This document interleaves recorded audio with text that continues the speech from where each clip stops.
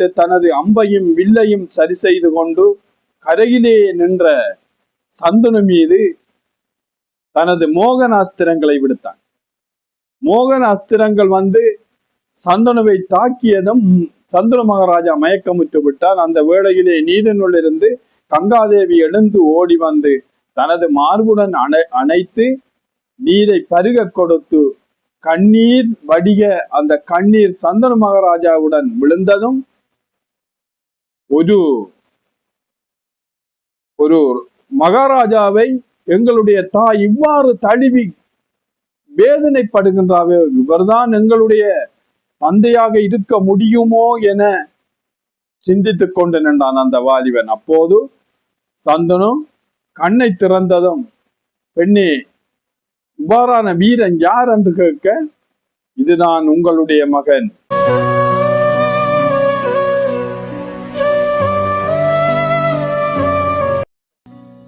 ஆன்மீக அன்பர்கள் அத்தனை பேருக்கும் தெய்வநாயகம் சுவாதம் சார்பாக KT சிவம்பிளக் என்கின்ற யூடியூப் சேனலின் வாயிலாகவும் வணக்கத்தை தெரிவிப்பதில் மனநிறை அடைகின்றோம். நாங்கள் தொடர்ச்சியாக மகாபாரதத்தின் போக்கினை தொடர்கதையாக வழங்கி வருகின்றோம். ஸ்ரீமத் நாராயணமூர்த்தியினுடைய கிருஷ்ண பரமாத்மாவின் அறக்கதைகளை இந்த மகாபாரதத்தின் ஊடாக நாங்கள் செவிமடுத்து வருகின்றோம். இன்று அதனுடைய அடுத்த 6வது பாகத்தினை நாங்கள் பார்க்க இருக்கின்றோம். நான்முகனின் சாபத்தினாலே தேவலோகத்திலிருந்து மண்ணிலே போய் இழிந்து புறப்பாய் என சாபமிட்டதன் காரணமாக கங்காதேவி தேவலோகத்திலிருந்து இழிந்து மண்ணிலோக்கு வந்து கொண்டிருக்கின்ற அதே வேளையில் 8 வஸ்களும் அதே நேரத்தில் சாபம் பெற்று வருகின்றார்கள். இருவரும் இடையிலே சந்திக்கின்ற வேளையில் கங்காதேவியிடம் இந்த 8 வஸ்களும் கேட்டார்கள், நீங்கள் ஏன் விண்ணிலையிலே இருந்து மண்ணிலைக்கு இழிந்து செல்கின்றீர்கள் என கேட்க, நாங்கள் அந்த பிரம்மாவின் தலைமையிலே பிரம்மலோகத்திலே நடந்த கூட்டத்திலே இருக்கின்ற வேளையிலே ஒரு பாரிய காற்று வீசியது. அதனால் எனது சேலை சற்று சரிந்ததை கண்ட வர்ணன் எனது அழகை ரசித்துக் கொண்டிருந்தான். அதனை கண்டவர்கள் மற்றவர்கள் தலைகுனிந்த வேளையிலும் அவன் பார்ப்பதை உணர்ந்த நான் எனது சேலையை சரி செய்யாமல் அவன் அழகை ரசிப்பதை நானும் ரசித்துக் கொண்டிருந்தமையினால் பிறவர் அவதானித்து, இனி பிரம்மதேவ இந்த உலகிலே உங்களுக்கு வேலை இல்லை, நீங்கள் மண்ணுலகில் இழிந்து பிறப்பீர்கள் என சாபமிட்டதன் காரணமாக நாங்கள் வருகின்றோம். அது சரி, நீங்கள் எவ்வாறு வருகின்றீர்கள் என்று இந்த 8 வஸ்களிடமும் கங்காதேவி கேட்கின்றார். கேட்டவுடனே அந்த 8 வஸ்களும் நடந்த விடயத்தை சொல்கின்றார்கள். நாங்கள் ஒருவேளை இந்த 8 வஸ்களிலே மூத்தவனான பிரவாசன் எங்களுடைய தலைவனாக இருக்கின்றான். நாங்கள் 8 பேருமே வசிஷ்டருடைய ஆச்சிரமத்துக்கு சென்றிருந்தோம். அங்கு வசிஷ்டர் எங்களை வரவேற்று அவருடைய ஆச்சிரமத்திலே இருந்த காமதேவனுடைய பாலை கறந்து எங்கள் 8 பேருக்கும் பருகுவதற்காக அன்புடன் அந்த பாலை எங்களுக்கு உவந்தளித்தார். தந்துவிட்டு சொன்னார், இந்த காமதேவனுடைய பாலை பருகுபவர்கள் இளமையாய் மாறி எப்போதும் அவர்களுக்கு முதுமை வரப்போவதில்லை என வசிஷ்டர் சொன்ன கருத்தினை கேட்ட 7 பேர் நாங்கள் இளமையா இருக்க வேண்டும் என்கின்ற ஆசையுடனே நாங்கள் உடனடியாக பாலை பருகிவிட்டோம். ஆனால் எங்களிலே மூத்தவனும் எங்களின் தலைவனுமாகிய பிரபாசன் அந்த பாலினை பருகாமல் அதை பத்திரமாக பாதுகாத்து தனது மனைவியின் மேல் இருந்த ஆசையினாலே அவற்றை கொண்டு வந்து தனது மனைவிக்கு கொடுத்தான். கொடுத்துவிட்டு சொன்னான், பெண்ணே, இது வசிஷ்டர் எமக்கு தந்த காமதேவனுடைய பால், இதை குடித்தால் நாங்கள் இளமையாக மாறிவிடுவோம், எப்போதும் எங்களுக்கு முதுமை வராது என்கின்ற செய்தியை தனது மனைவியிடம் சொன்னான். கொடுத்து விட்டு பார்த்து நிற்கின்றான். அந்த பாலை அப்படியா என்று கேட்ட அவனுடைய மனைவி, கணவன் கொண்டு வந்திருக்கின்றானே, மற்றவர்கள் குடித்து இளமையாய் வந்திருக்கின்றார்கள், கணவனும் இளமையாய் இருக்க வேண்டுமே என்று யோசிக்காமல் அந்த பாலை முழுவதுமாக அருந்திவிட்டாள் மனைவி. பார்த்து நின்ற பிரவாசன் எதுவும் பேசாமல் சென்று அன்றைய தினம் உறங்கி விட்டு மறுநாள் எழுந்த வேளையிலே மனைவி அழைத்து சொன்னால், நீங்கள் இன்றும் வசிஷ்டருடைய ஆச்சிரமத்துக்கு சென்று அந்த காமதேவனுடைய பாலை வாங்கி வாருங்கள் என்று சொல்ல, பிரவாசன் நினைத்தான் தனது மனைவி தானாக குடித்து விட்டால் நமக்கு அரவாசை கொடுக்கவில்லை என்ற எண்ணத்திலே கவலைப்பட்டு இப்போது அந்த பாலை தனக்காக வாங்க சொல்கின்றாள் என்று அவளுடைய அழகிலே மயங்கி, ஏன் பண்ணி அப்பாறு சொல்கின்றாய் என்று கேட்க, இல்லை இல்லை, என்னோட சேர்ந்து பழகின்ற தோழி என்ற நண்பி, அவளை இன்னும் இளமையா மாற்ற வேண்டும், நீங்கள் உடனடியாக சென்று வஸ்டரனா அந்த பாலை வாங்கி வாருங்கள் என்று சொல்ல, பிரவாசன் சொன்னான், இன்று உங்களுடைய தோழிக்கு வாங்கி வாருங்கள் என்று சொல்வீர்கள், நாளை உங்களோட அம்மாவுக்கு வாங்கி வாருங்கள் என்று சொல்வீர்கள், நாளைக்கு உங்களுடைய அப்பாவுக்கு வாங்கி வாருங்கள் என்று சொல்வீர்கள்.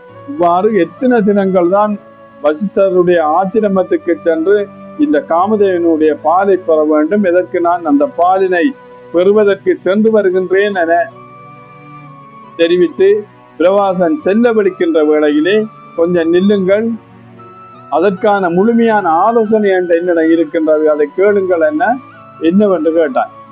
அப்போதுதான் பிரவாசனுடைய மனைவி சொன்னால், நாங்கள் தினந்தோறும் காமதேவனுடைய பாலை வாங்குவதற்காக வசிஷ்டருடைய ஆச்சிரமத்தில் சென்று எம்மால் வர முடியாது, இன்று நீங்கள் செல்லும் போது வசிஷ்டர் அங்கு இல்லாத நேரத்தை பார்த்து அந்த காமதேனுவை கவர்ந்து வந்து விடுங்கள் என்று சொன்னார். இதனை கொஞ்சம் கூட புத்தி இல்லாத பிரவாசன், இவள் சொல்கின்றாளே இது சரியான விடயமாக என்று சிந்திக்காமல் தன்னுடன் 7 வஸ்களையும் அழைத்துக் கொண்டு வசிஷ்டருடைய ஆச்சிரமத்துக்கு சென்று வசிஷ்டர் இல்லாத நேரத்தை பார்த்து காமதேனுவை கவர்ந்து வந்து விட்டார்கள். வசிஷ்டர் வெளியில் சென்றவர் ஆச்சிரமத்துக்கு வருகின்றார். அங்கு காமதேனுவை காணோம். உடனே தனது ஞான சிருஷ்டியினால் என்ன நடந்தது என பார்க்கின்றார். பார்க்கின்ற வேளையிலே இந்த 8 வசுக்களும் வந்து காமதேனுவை கவர்ந்து செல்வதை தான் கண்டுகொள்கின்றார். உடனடியாக கோபமுற்ற வசிஷ்டர் இவர்களுக்கு சாபம் அளிக்கின்றார். உண்ட வீட்டுக்கே தெண்டகம் நினைத்த உங்களுக்கு நீங்கள் இழிந்து மண்ணுலகிலே பிறந்து கஷ்டம், துன்பம், வேதனை அனைத்தையும் அனுபவித்து மீண்டும் விண்ணுலகம் வருவீர்களாக என்று சாபம் அளித்து விட்டார். இதனை கேள்வியுற்ற இந்த 8 வஸ்களும் வசிஷ்டருடைய காலிலே விழுந்து, எங்களுக்கு மண்ணுலகுக்கு செல்ல முடியாது, எங்களுக்கு மண்ணுலக வாழ்க்கை தேவையில்லை, எங்களை அனுப்ப வேண்டாம் முன்னிலையில் இருந்து என்று காலை பிடித்து அழுததன் காரணமாக இந்த முனிவர்களுக்கெல்லாம் எவ்வளவு கோபம் இருக்குமோ அவ்வளவு சாந்தமான தன்மையும் முனிவர்களுக்கு இருக்கின்றது. வசிஷ்டர் இவர்களுடைய வேதனையை பார்த்து சொன்னார், நீங்கள் எனது ஆச்சிரமத்தில் வந்தபோது நான் பாசத்திலே அன்பு கலந்த அந்த பாலை உங்களுக்கு தந்ததன் காரணமாக நீங்கள் உண்ட வீட்டுக்கு 2 நினைத்து விட்டீர்களே, இது பாவம் அல்லவா? இந்த சாபம் உங்களுக்கு தேவையல்லவா? ஆனால் இருந்தாலும் புத்தி இல்லாமல் இவன் உங்களுடைய தலைவன் பிரவாசன் செய்த செயலுக்கு நீங்கள் புத்தி இல்லாமல் அவனுடன் வந்ததற்காக மண்ணுலகில் இழிந்து பிறப்பீர்கள். ஆனால் பிறக்கின்ற ஆண்டே நீங்கள் இறந்து சாபம் நீங்கி மீண்டும் விண்ணுலகம் வந்து விடுவீர்கள். ஆனால் என்று தனது மனைவியினுடைய ஆசையிலே, பெண்ணின் ஆசையிலே மயங்கி அவள் பிழையான விடயத்தை சொல்கிறாள் என்று தெரிந்தும் அவற்றை சரியாக சிந்திக்காத உங்களுடைய தலைவன் பிரவாசன் நீண்ட நாட்களாக மண்ணுலகிலே கஷ்ட நஷ்ட துன்பங்களுக்குள் வாழ்ந்து நீண்ட நாள் வாழ்ந்து இந்த பெண்ணினுக்கு ஆசைப்பட்டு தகாத செயலை செய்ததன் காரணமாக பெண் சுகமே அற்றவனாக வாழ்ந்து இந்த விண்ணுலகம் வந்து சாபம் நீங்கி விண்ணுலகம் வருவாம் என தெரிவித்தார்கள். அப்போது கங்காதேவி சொன்னா, நானும் அதே மாதிரி செல்கின்றேன். வர்ணனும் இங்கு சந்தனு மகாராஜாவுக்கு பிள்ளையாக பிறப்பான்.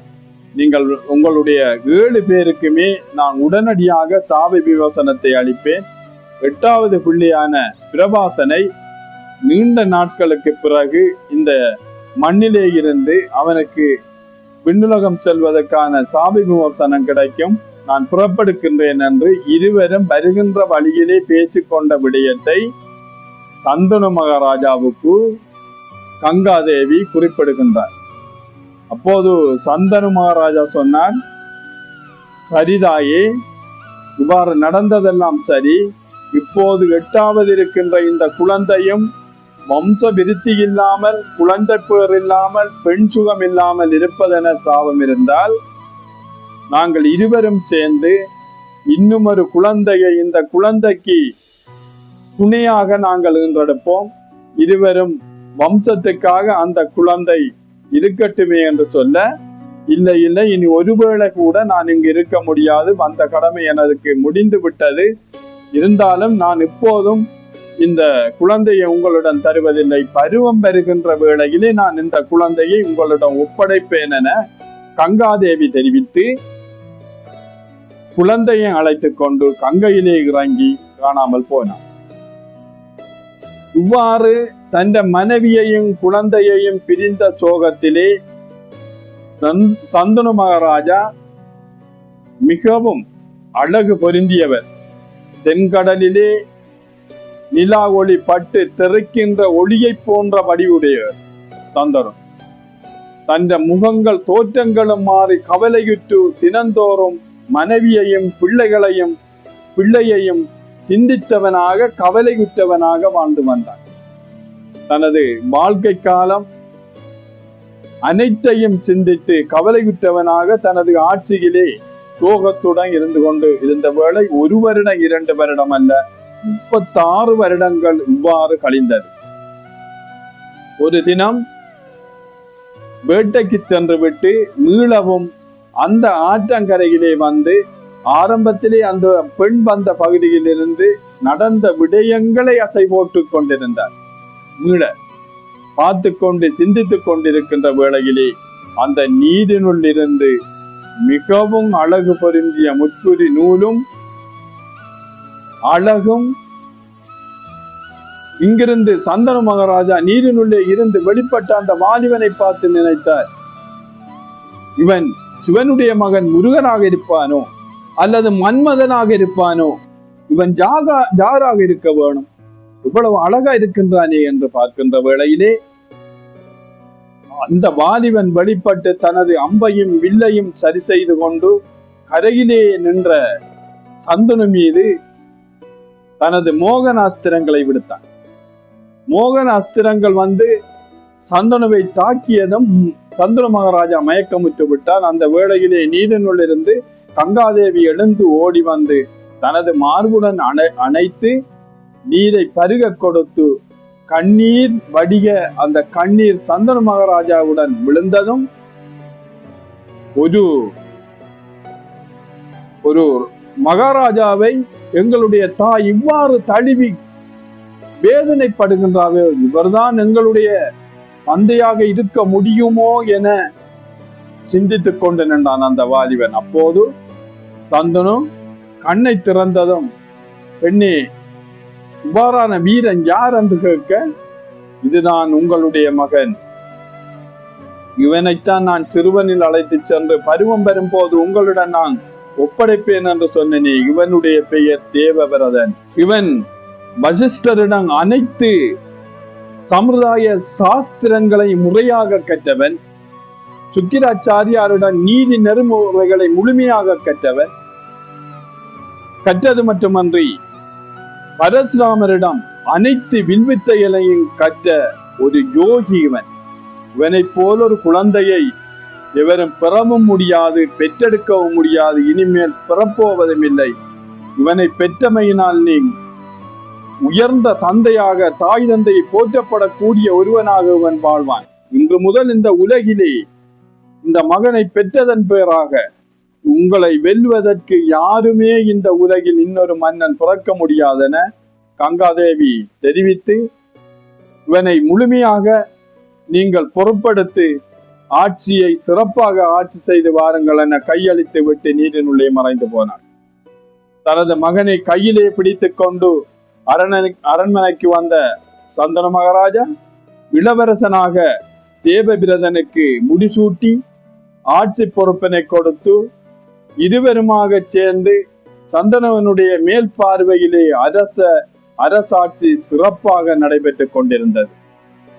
மீளவும் அரசை முழுமையாக பார்க்க சொல்லி தேவவிரதனிடம் ஒப்படைத்து விட்டு மீண்டும் வேட்டையாடுவதற்காக சென்று மீளவும் கங்கை கரை வழியாக யமுனை நதி கரைக்கு வருகின்றார். இதனுடைய தொடர்ச்சியினை அடுத்து வரும் காணொளியில் நாங்கள் தொடர்ச்சியாக வழங்க இருக்கின்றோம். ஆன்மீக அன்பர்களே, தொடர்ச்சியாக இந்த மகாபாரத போக்கினை நீங்கள் பார்ப்பதன் மூலமாக சிந்தனைகளையும் நல்லொழுக்கத்தையும் பெறக்கூடியவர்களாக மாறுவீர்கள். எல்லாம் வல்ல ஸ்ரீகிருஷ்ணருடைய அறநெறி சார்ந்த இந்த 5ஆம் வேதமாகிய இதிகாசமான மகாபாரதத்தை நாங்கள் முழுமையாக உங்களுக்கு பகுதி பகுதியாக எங்களுடைய KT சிவம்பிளக் என்கின்ற யூடியூப் சேனலினூடாக வழங்கி கொண்டிருக்கின்றோம். நீங்கள் இதுவரையில் வழங்கிய அனைத்து காணொளிகளுக்கு ஆக்கபூர்வமான ஒத்துழைப்பை வழங்கி வருகின்றீர்கள். இந்த வீடியோவையும் முழுமையாக பாருங்கள், உங்கள் ஆதரவை தாருங்கள். அனைவரும் தங்களுடைய நண்பர்களுக்கும் ஷேர் பண்ணி, லைக் பண்ணி, சப்ஸ்கிரைப் பண்ணி எங்களுடைய யூடியூப் சேனல் வளர்வதற்கான ஒத்துழைப்பை வழங்க கேட்டுக்கொள்கின்றோம். நன்றி.